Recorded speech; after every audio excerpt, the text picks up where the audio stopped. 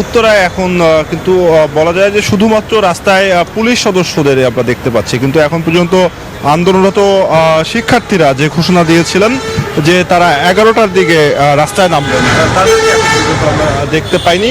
কিন্তু পূর্ব অভিজ্ঞতা আমাদের যেটি বলে যে তারা কিন্তু হঠাৎ করেই একসঙ্গে জড়ো হয়ে রাস্তায় চলে আসেন। তো সে কারণে কিন্তু আইন শৃঙ্খলা বাহিনীর প্রস্তুতি ঠিক দেখতে পাচ্ছেন।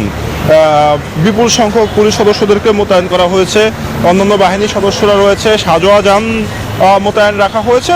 যতটা প্রস্তুতি রাখা দরকার ততটাই প্রস্তুতি রাখা হয়েছে। এবং যেটি শিক্ষার্থীরা আমাদেরকে জানিয়েছিলেন যে এখানে অনেকগুলো ইউনিভার্সিটি রয়েছে, আইইউবিটি রয়েছে, উত্তরা ইউনিভার্সিটি থেকে শুরু করে স্কুল কলেজ যেগুলো রয়েছে তার শিক্ষার্থী এবং সেই সঙ্গে তাদের অভিভাবকরা তারা একসঙ্গে জড়ো হয়ে 11টার দিকে তারা রাস্তায়, আমি এখন রয়েছে আজমপুরে, সেই জায়গাটিতে নামার কথা রয়েছে। তো আমাদের যেটি বলছিলাম যে এর আগে যে বিষয়টি আমরা দেখেছি তারা হঠাৎ করেই রাস্তায় চলে আসেন, তো তারই আসলে এখন প্রস্তুতি যেমন আইন শৃঙ্খলা বাহিনীর রয়েছে, তেমনি আমরাও আসলে যারা সংবাদকর্মীরা যারা রয়েছে তারাও আসলে এই জায়গাটিতে রয়েছে। কিন্তু এখন পর্যন্ত আসলে রাস্তায় তাদের উপস্থিতি আমাদের চোখে পড়েনি। আমাদের এক সহকর্মী লাবণী রয়েছেন ঢাকা বিশ্ববিদ্যালয়ের শহীদ মিনারে।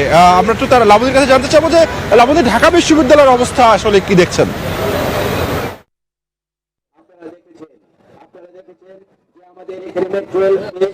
স্থানে আমি আছি এখন কেন্দ্রীয় শহীদ মিনারে। এখানে ঢাকা বিশ্ববিদ্যালয়ে বিভিন্ন জায়গায় আমি এর আগে গিয়েছিলাম, সেখানে কোনো শিক্ষার্থী বা কাউকে আমরা দেখতে পাইনি। আমরা যেটি জানি যে 11টার পরে আসলে তারা তাদের যে বিক্ষোভ কর্মসূচি সেটি পালন করবেন। আর এখানে কেন্দ্রীয় শহীদ মিনারে যে কর্মসূচিটি চলছে সেটি হলো শান্তিকামী চিকিৎসক ও নার্স সমাজের ব্যানারে এখানে একটি শান্তি সমাবেশ হচ্ছে। এবং এই শান্তি সমাবেশে থেকে তারা যেটি বলছেন সেটি হলো যে তারা যেটি বলছেন জামাত শিবির এবং বিএনপি যে সন্ত্রাসী কর্মকাণ্ড ঘটিয়েছে এবং রাষ্ট্রীয় সম্পদ ও সুপরিকল্পিত হত্যাকাণ্ড ঘটানো হয়েছে বলে তারা দাবি করছেন, সেই দাবির প্রেক্ষিতে তারা প্রতিবাদ করছেন।